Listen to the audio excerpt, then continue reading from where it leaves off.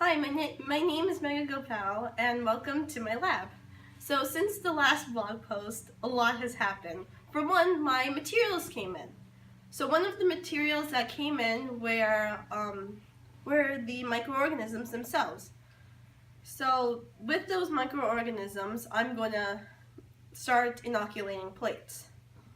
Today I want to show you how I inoculated the plates and how this method is specific to my project. Okay, first I'm going to go over the safety of handling fire, or even inoculating plates in general. First, latex gloves so nothing gets absorbed by your skin, nothing like potentially harmful gets absorbed by your skin. The second part, I have a mask to put on my face when I am handling BPA because I don't want to breathe in the BPA because BPA leads to cancer. And I don't want cancer, so. And finally, my hair is tied back because I am working with a flame. I don't want to have my hair catch on fire because that would not be very good. Okay, first I am going to sterilize the inoculation loop in the Bunsen burner. As you can see, it's glowing like red hot. So at the temperature it is at right now, the bacteria on the inoculation loop is dying. Now this loop is sterile. I'm going to wait a few minutes for it to cool.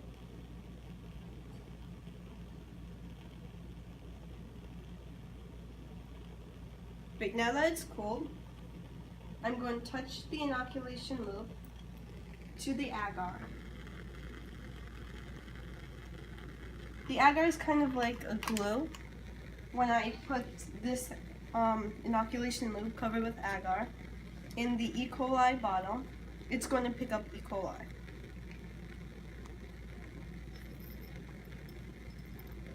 I'm going to spin it around there a few times. So now there is E. coli on the inoculation loop. I'm going to seal this shut because I don't want E. coli going everywhere. And then I am going to open my Petri dish slightly, in sort of like a clamshell. Then I'm going to start making a zigzag motion in the corner of the plate.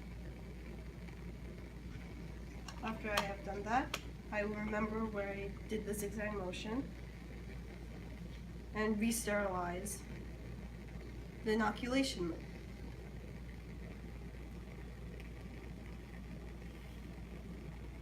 Then I will wait for it to cool because I don't want to kill the E. coli inside the Petri dish already.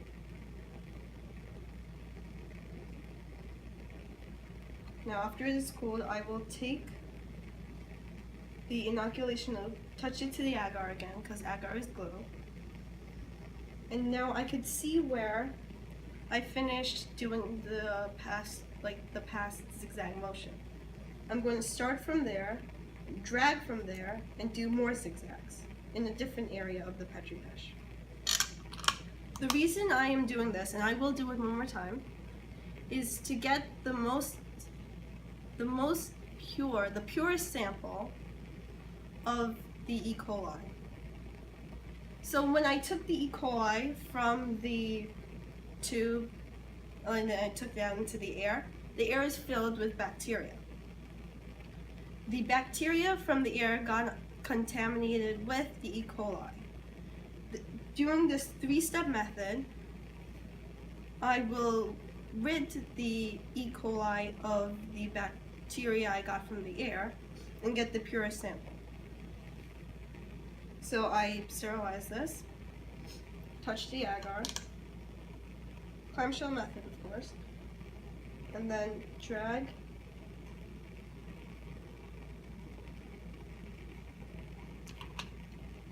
I have finished streaking this dish. Now the part that's special to my project is adding the BPI. See, I'm finally sterilizing this because I don't want any microorganism just lying around on my inoculation.